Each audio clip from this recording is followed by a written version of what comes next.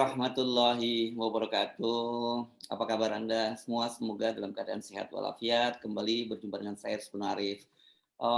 Kemarin hari Rabu, bangsa Indonesia khususnya kalangan TNI ini kehilangan salah satu tokoh seniornya, Jenderal Wijoyo Suyono. Ini merupakan kehilangan yang saya kira sangat dirasakan terutama bagi para prajurit TNI setelah pada tahun lalu kalau nggak salah pada bulan Januari itu juga kehilangan salah satu tokoh senior yakni Letnan Jenderal TNI Sayidiman. Beliau ini salah satu pemikirnya. Nah, saya akan mengajak Anda seperti biasa kalau ngobrol dengan TNI ini bersama dengan rekan saya Bung Slamet Ginting. Assalamualaikum Bung Slamet Ginting. Waalaikumsalam warahmatullahi wabarakatuh, Bung Hersu. Ya, kemarin Anda menghadiri ya pemakaman itu ya? Iya betul. Oke, jadi ada penting untuk memberikan perspektif ini, terutama pada generasi muda, bukan hanya generasi muda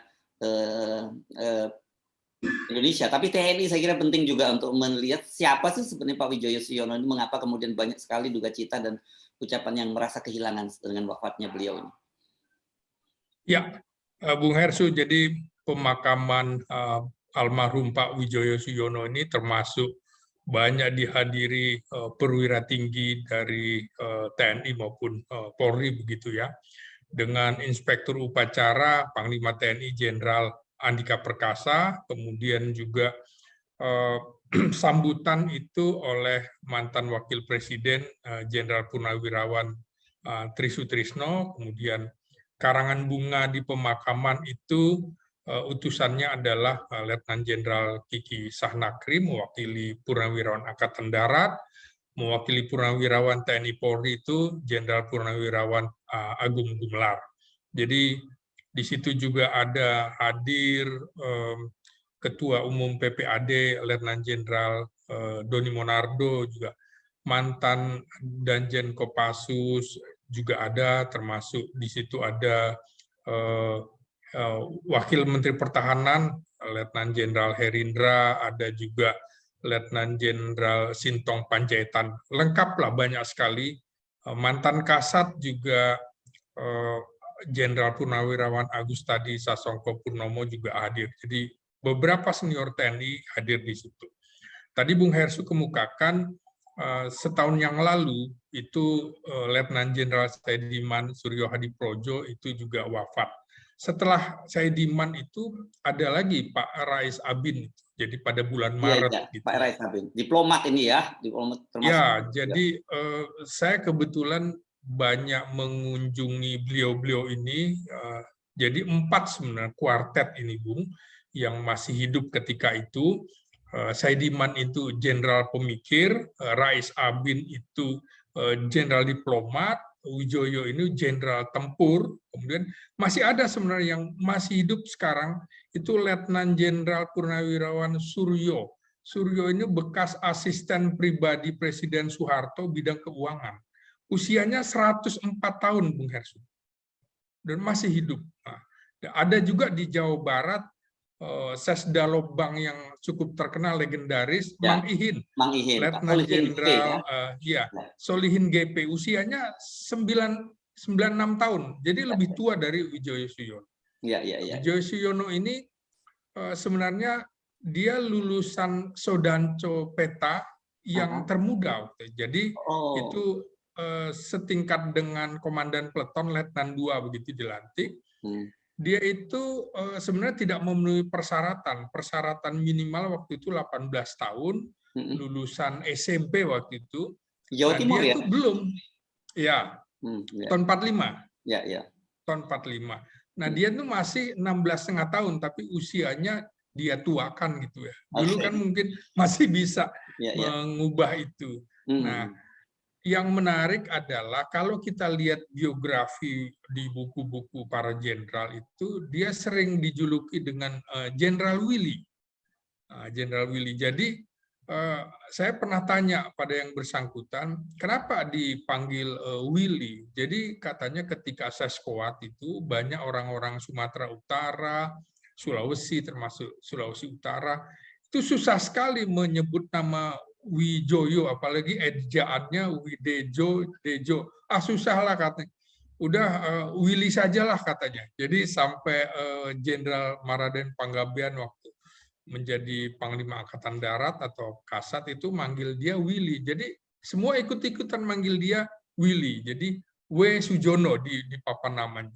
Ya sudahlah, kata Panggabean juga, udah nama kau Willy aja lah katanya, Willy Sujono. Nah, jadi hampir semua palagan pertempuran diikuti oleh almarhum Wijoyo Suyono ini. Misalnya ini kan dia sebenarnya keturunan Surakarta, Solo, tapi lahir di Tulungagung, besar di Surabaya, sekolah di Surabaya. Ketika lulus dari Sodan Copeta di Bogor itu ditempatkan di Surakarta. Jadi termasuk saksi pertempuran 10 November Surabaya.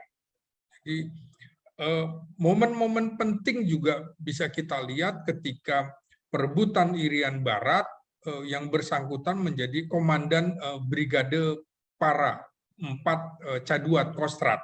Jadi dia ikut memimpin pasukan payung kita. Nah, ketika peristiwa 1965 misalnya, beliau itu menjadi paban operasi di Mabesat. Jadi atasannya adalah Brigjen Moko Ginta, Maijen Jamin Ginting, kemudian juga yang lain-lain yang sebenarnya termasuk yang menyarankan kepada Kasat Jenderal Pangat waktu itu, Jenderal Yani, untuk dikawal pasukan khusus, bukan hanya pasukan yang sedikit itu.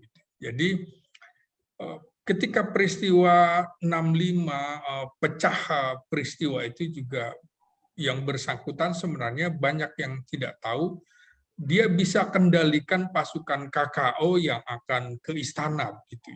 Dia khawatir bentrok dengan pasukan-pasukan lain, terutama Angkatan Darat. Dia jegat itu truk konvoi KKO dari Cilandak gitu ya. Dia ketegasannya bisa untuk mencegah terjadinya perang yang tidak diinginkan gitu. Nah, karena waktu itu kan KKO, apa kata Hartono gitu, hitam kata Soekarno, hitam kata KKO, putih kata Soekarno, putih kata KKO. Nah, ini kan apa waktu menarik. itu pangkatnya Pak? Apa pangkat dan jabatan Pak Wijoyo? Kolonel waktu itu, kolonel senior. Nah, dari situ kemudian sebelum jadi paban itu sudah sempat menjadi kepala staf RPKAD gitu ya. Nah, kemudian jadi yang ini bersangkutan pasukan Baret Merah ya beliau ini ya. Ya, Luzon Ranger Amerika kebetulan.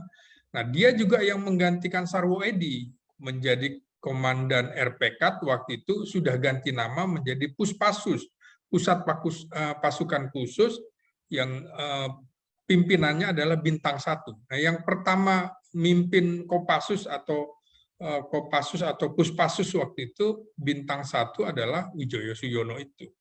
Nah, yang menarik adalah pada era 65 sampai 67 itu mungkin Kopassus atau RPK terlalu banyak dipuja-puji begitu, muncul di media massa termasuk televisi.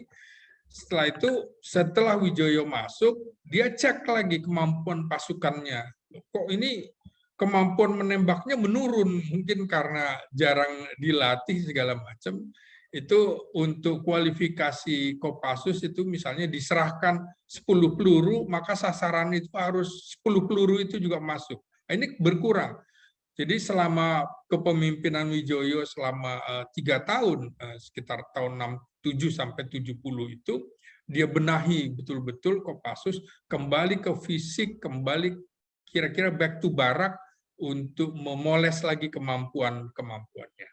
Ya, menarik kemudian dia terkoneksi dengan banyak jenderal-jenderal yang sempat memimpin TNI. Misalnya ketika menjadi Pangdam Merdeka di Manado, itu ayahandanya Jenderal Gatot Nurmantio adalah ajudannya, ajudan Wijoyo Suyono ini. Nah, jadi hubungan Gatot Nurmantio dengan Wijoyo Suyono juga bagus.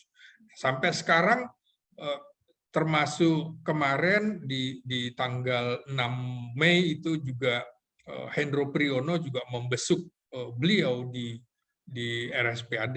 Saya kebetulan ketika Idul Fitri mau menjenguk beliau, tapi kondisinya tidak memungkinkan. Jadi kondisi sudah sakit. Beliau sebelumnya juga sudah kirim WA saja. Kita komunikasi lewat WA saja karena kondisi saya kurang bagus, diabetes dan lain-lain. Jadi ada komorbid, komunikasi jalan. Ya, ya. Anda kalau saya lihat nih, ini ada salah satu foto nih, foto Anda dengan Pak Wijoyo. Ini foto kapan ini, Bung Ginting? Ini ada beberapa foto ya, misalnya Ya. saya pernah berkomunikasi dengan beliau, kebetulan ada dalam Rakernas Perhimpunan Kebun Binatang se-Indonesia di Taman Safari Prigen Malang. Saya jumpa dengan beliau, bicara banyak lah tentang bagaimana kekurangan TNI dan lain-lain. Saya beberapa kali di foto itu ada ketika di rumahnya kami membahas tentang potensi ancaman Cina di Asia Tenggara termasuk di Indonesia itu di kediaman beliau gitu. Jadi intens juga saya komunikasi dengan yang bersangkutan karena memang ini dijadikan semacam hampir semua posisi di Pepabri, PPAD, Legiun Veteran, posisinya sekitar Dewan Pembina. Makanya seperti Agung Gumelar datang, Hendro Priyono datang, Trisutrisno datang. Jadi kalau mau memilih ketua umum organisasi purnawirawan TNI itu, biasanya salah satu yang diminta pendapat adalah yang bersangkutan, Jenderal Wijoyo Suyono. Ini pangkat terakhir dan jabatan terakhir apa ya di TNI itu beliau? Jadi terakhir itu Kepala Staf Kopkamtib pada tahun 80 sampai 82. 82 itu ketika umurnya 54 tahun dia minta mundur.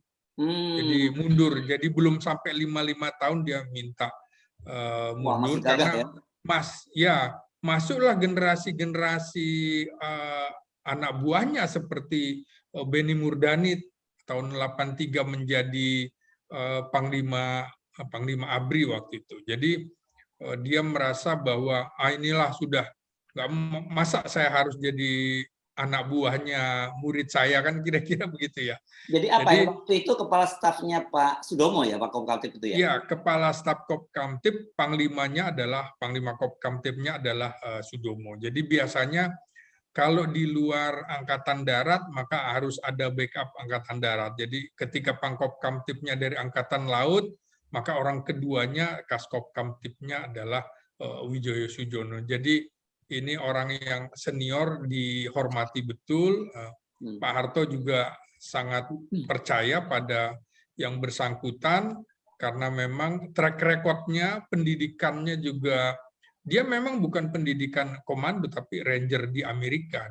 Dulu itu yang bisa menjadi komandan RPK selain lulusan Batu Jajar komando, juga ranger yang setara. Seperti Sarwo Edi juga bukan lulusan komando, tapi lulusan ranger di Australia. Kalau ini lulusan ranger di Amerika. Kualifikasinya hampir setara, makanya boleh. Jadi Wijoyo juga cukup lama. Dan ketika tahun awal-awal sebelum jadi Kaskopkamtib juga Pangko Wilhan untuk wilayah Jawa Madura, dia yang bertanggung jawab atas operasi di Timur Timur waktu itu. Jadi pada waktu itu memang sangat dihormati, di mana ada medan-medan yang berat, Pak Harto menempatkan yang bersangkutan menjadi komandan atau panglima di situ. Jadi ini memang orang yang dihormati. Ya, Kaskopkamtib itu Jenderal Bintang 4 penuh. Penuh Jenderal Bintang 4 penuh. Jadi setelah mundur tidak diberi jabatan politik ya oleh Pak Harto ya? Setelah mundur. Tidak, dia berhenti, dia berusaha. Jadi ada bisnisnya. Jadi tidak lagi masuk ke dalam pemerintahan, tapi kemudian menjadi penasehat lah dari forum-forum militer, purnawirawan militer maupun kepolisian. Jadi kita bisa lihat tadi betapa banyak orang yang hadir di pemakaman, itu menandakan rasa hormat purnawirawan dan juga TNI kepada almarhum Jenderal Wijoyo Suyono. Oke, nah sekarang saya akan mengajak Anda tentang kenangan karena Anda punya pengalaman cukup dekat dengan beliau ya di akhir-akhir hayat beliau ya. Berapa tahun terakhir ini Ya. Anda intens dengan beliau sebelum COVID? Sekitar sebelum pandemi, kira-kira 5 tahunan ini banyak juga saya berkomunikasi. Kadang yang bersangkutan juga minta datang, minta tanggapan, saya punya pendapat seperti ini, misalnya bicara konstitusi, dia khawatir sekali, misalnya Undang-Undang Dasar 45 kita kok menjadi undang-undang aspal istilah dia ya, asli tapi palsu, jadi sangat-sangat liberal, kekhawatirannya seperti itu. Kemudian ini kalau bukan kita-kita siapa lagi yang peduli soal ini.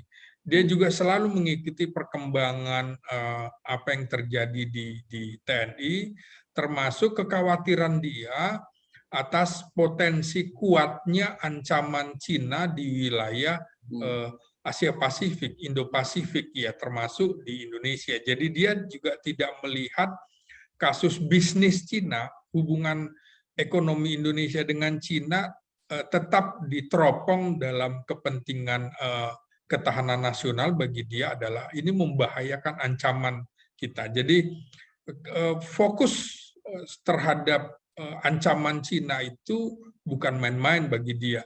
Kita tidak bisa memprediksi apa yang terjadi 1-2 tahun atau 3 tahun ke depan, karena memang berdasarkan pengalaman-pengalaman dia selama menjadi militer, itu banyak, misalnya Jepang itu juga kan tidak kelihatan ketika akan masuk ke Indonesia, tapi semuanya lewat cara-cara yang mustahil, misalnya orang gila ditempatkan di bandara, di pelabuhan, dagang, dan segala macam. Kesannya ekonomi, kira-kira olahragawan, pedagang, atau segala macam. Dan ternyata itu adalah militer.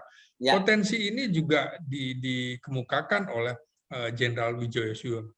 Oke, sedikit saya cerita. Saya punya pengalaman karena orang tua saya kan generasi 45 juga. Yang beliau cerita dulu, banyak sekali pedagang-pedagang sebelum Jepang masuk, itu banyak sekali pedagang Jepang yang masuk ke Indonesia ya, jadi pedagang gitu. Di kota-kota besar, ini sampai ke beberapa kota-kota kecil juga. Nah, ketika invasi, ketika pasukan Jepang masuk, baru kita tahu bahwa mereka itu adalah mata-mata Jepang yang dimasukkan sejak awal. Dan itu mungkin yang menjadi kekhawatiran beliau, karena saya kira orang tua saya sama beliau itu pasti lebih senior, orang tua saya pernah mengalami masa yang sama ya, saya kira menyaksikan yang sama ya. Ya, jadi dia bilang juga bahwa ketika pendidikan peta itu kan diajari pendidikan intelijen, kapan masuk, kapan potensi asing itu masuk. Jadi dia juga mengkhawatirkan itu. Jadi sebagai perwira komando, perwira intelijen, perwira operasi, dia betul-betul salah satu barangkali jenderal tempur yang paling tua yang wafat pada era ini. Jadi berbeda dengan Saidiman, Rais Abin, Jenderal Suryo atau Solihin GP, kita bisa lihat bagaimana perjuangan palagan pertempuran Wijoyo Suyono itu sangat banyak sekali, dan dalam pembelajaran dia memang kita tidak bisa mempersilahkan begitu saja kepentingan bisnis tanpa mencurigai ada potensi-potensi ancaman. Dia selalu mengkhawatirkan, Dek, kalau bisa, katanya, Anda belajar bahasa Mandarin untuk mempelajari ancaman-ancaman Cina. Sampai seperti itu dia mengkhawatirkan. Jadi tolong ini juga TNI, terutama atase kita di Cina juga harus yang lebih cerdas, kemudian potensi ancaman itu bukan sekadar guyonan atau apa istilahnya fobia terhadap Cina, tapi dia juga sudah menyaksikan peristiwa 65 yang terjadi sampai pecahnya peristiwa G30 SPKI juga kan, itu juga awalnya sudah bagaimana Cina memasukkan orang-orangnya, sampai kemudian senjata Chung bisa masuk dan lain-lain. Masa kita mau belajar dari kesalahan-kesalahan serupa pada tahun-tahun sebelumnya? Ini pengalaman empiris saya kira, karena beliau juga perwira operasi yang dikenal oleh Angkatan Darat sebagai perwira yang punya banyak pengalaman. Dan sampai sekarang hampir semua jenderal kalau ingin mendapatkan setelah dapat jabatan pasti datang ke beliau minta restu karena yang dituakan gitu. Iya, iya. Jadi beliau ini secara spesifik concern punya kekhawatiran yang khusus terhadap infiltrasi Cina ke Indonesia ya. Infiltrasi persis. dan invasi ya, bukan aja sekarang tahapnya infiltrasi dan kemungkinan tahap berikutnya invasi gitu ya. Iya betul. Kalau misalnya infiltrasi, dia curiga bahwa infiltrasi sudah terjadi. Jadi wajar kalau ada kekhawatiran di mana-mana terhadap misalnya tenaga kerja Cina dan lain-lain. Oke lah, boleh dibantah katanya. Paling enggak misalnya kebenarannya berapa persen dan kebohongannya berapa persen, sebagai perwira yang berpengalaman tentu dia harus selalu mengingatkan, ingat coba berapa yang masuk dan berapa yang keluar. Jangan kemudian masuknya 100, tahu-taunya kita tidak deteksi, keluarnya cuma 30 atau 70. Yang sisanya itu kemana? Itu makanya kemudian dia selalu mengingatkan intelijen kita mesti kuat, terutama menghadapi kedatangan warga asing dari Cina. Begitu Bung Hersu. Oke. Nah, kalau concern beliau terhadap generasi muda TNI seperti apa, Bung Ginting? Iya, dia masih kerap diundang untuk menjadi dosen tamu, walaupun masih cara berpikir masih runtut di beliau. Pikirannya masih bagus, jadi masih sering ikut dengan video lewat Zoom segala macam. Dia ngajar selama masa pandemi seperti itu. Misalnya acara di Persatuan Purnawirawan Angkatan Darat, di Popabri, beliau masih fresh. Jadi yang agak kurang dari beliau itu hanya pendengarannya, tapi kalau cara berpikirnya masih bagus. Dan jangan lupa, Bung, dia ini juga dikenal sebagai karateka yang tangguh. Itu salah satu ketua umum Porki yang pertama. Jadi makanya Jenderal Gatot juga waktu itu sowan kepada yang bersangkutan untuk menjadi ketua umum Forki, katanya. Kalau saya tidak dapat restu dari beliau, enggak, karena beliau itu kan bekas komandan bapak saya juga. Bapak saya, kata Gatot Nurmantio, adalah bekas ajudan Pangdam Merdeka, jadi punya hubungan dekat. Begitu juga yang lain, Bu. Kopassus itu kalau kita lihat setiap ulang tahun itu para mantan Danjen Kopassus juga selalu kirim karangan bunga kepada yang bersangkutan. Jadi ini Komandan Kopassus yang ke-6 setelah Sarwoedi, kemudian digantikan oleh Sutarmin. Sutarmin baru digantikan oleh yang cukup legendaris juga, Yogi SM. Gitu. Oke, Bung Ginting, jadi artinya memang tidak hanya bagi TNI, khusus kalau TNI, terutama TNI Angkatan Darat, Mas, ini sebuah kehilangan besar gitu, karena sesepuhnya orang yang selama ini menjadi rujukan tempat sowan wafat, dan tetapi bagi bahasa Indonesia sendiri saya kira kita juga kehilangan ya dengan wafatnya beliau ini. Iya, ya betul. Ini banyak yang kehilangan, termasuk perhimpunan kebun binatang se-Indonesia. Dia kepedulian terhadap satwa juga luar biasa, Bung. Iya, dia Letnan Jenderal Ki Sahnakri termasuk Hendro Priyono itu bergabung dalam perhimpunan kebun binatang. Mereka peduli, misalnya ketika ada kebakaran hutan dan lahan. Jadi bukan cuma peduli pada manusia dan urusan militer, urusan-urusan seperti ini juga sangat peduli yang bersangkutan. Makanya Anda pernah banyak karangan juga kan ya di organisasi? Iya. Aktif juga ya? Iya, betul. Jadi disinilah orang banyak kehilangan. Tadi juga Ketua Umum Perhimpunan Kebun Binatang se-Indonesia Rahmat Shah juga datang, juga utusan karate juga datang. Jadi macam-macam Bung yang datang itu. Jadi tadi saya lihat juga sejumlah purnawirawan yang sudah pakai kursi roda juga datang ke pemakaman ini, menandakan bahwa penghormatan terakhir kepada yang bersangkutan. Karena kalau tadi dibacakan oleh Garnison itu betapa banyaknya tanda jasa yang dimiliki. Lebih dari 20 yang dibacakan, mungkin nggak dibacakan semuanya, nggak sampai mungkin Bung halaman yang dicatat oleh Garnison gitu. Jadi betapa dia menjadi veteran dari banyak palagan pertempuran. Ya. Oke, baik. Terima kasih Bung Slamet Ginting atas perbincangannya ini. Sekali lagi kita ikut berduka cita atas wafatnya Jenderal Wijoyo Suyono, ya, Jenderal Purnawirawan Wijoyo Suyono. Assalamualaikum warahmatullahi wabarakatuh. Waalaikumsalam warahmatullahi wabarakatuh.